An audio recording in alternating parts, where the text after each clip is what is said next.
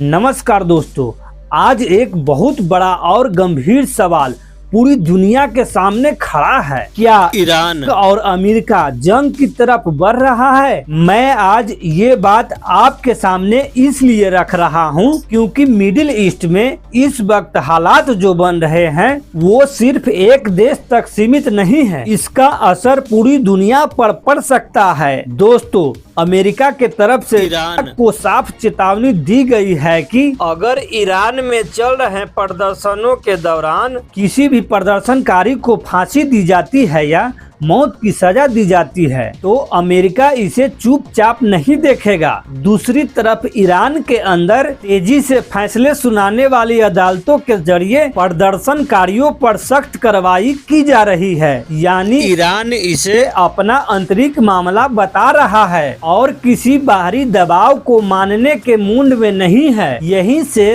तनाव बेकाबू होने लगता है। एक तरफ अमेरिका की चेतावनी है, दूसरी तरफ ईरान का साफ संदेश, हम झुकेंगे नहीं। दोस्तों, हालात इतने गंभीर है कि पूरे इलाके में सैन्य गतिविधियां तेज हो चुकी है। ईरान की सेना और सुरक्षा बल पूरी तरह अलर्ट पर है। संदेश बिल्कुल साफ है कि अगर हमला हुआ तो जवाब भी उसी स्तर का होगा। अब जरा इस बात को समझिए, मिडिल ईस्ट कई देश खुले तौर पर यह कह रहे हैं कि ईरान पर हमला किसी के हित में नहीं होगा। इन देशों का मानना है कि अगर हालात बिगड़े तो पूरा क्षेत्र आग की लपेट में आ सकता है। तेज व्यापार, सुरक्षा, सब कुछ प्रभावित होगा। दोस्तों, यही वजह है कि इस बार तस्वीर थोड़ी अलग दिखाई दे रही है। जो देश अब तक चुप रहते थे वो भी इस बार खुलकर चिंता जता रहे हैं। एक और अहम बात,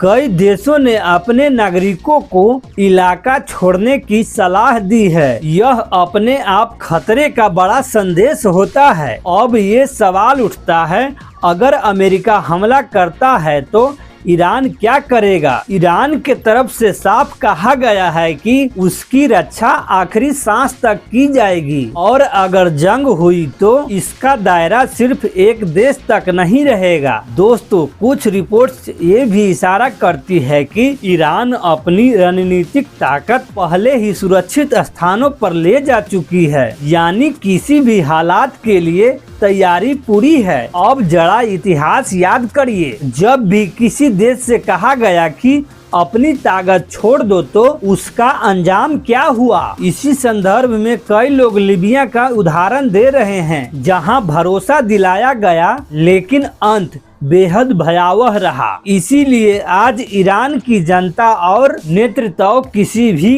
आसन को आंख मूंदकर मानने को तैयार नहीं है। दोस्तों, एक और अहम सवाल, अगर जंग हुई तो क्या इस बार पूरा मिडिल ईस्ट एकजुट होगा? क्या वो देश जो अब तक सिर्फ बयान देते थे वो इस बार खुलकर अपनी आवाज उठाएंगे? क्योंकि हाल के वर्षों में हमने देखा है कि कैसे बड़े पैमाने पर नरसंहार हुआ और दुनिया खामोश रही। आज हालात बेहद नाजुक है। एक गलत कदम पूरे क्षेत्र को तबाही की तरफ धकेल सकता है। दोस्तों, मेरा काम डर फैलाना नहीं है, मेरा काम है आपके सामने तथ्य और हालात ईमानदारी से रखना। जैसे जैसे नई जानकारी आएगी मैं उसे परखकर आप तक पहुंचाता रहूंगा। नजरें बनी हुई है हालात पर भी और फैसलों पर भी। अगर आपको यह जानकारी अच्छा लगा हो तो वीडियो को लाइक करिए, चैनल को सब्सक्राइब कर लीजिए।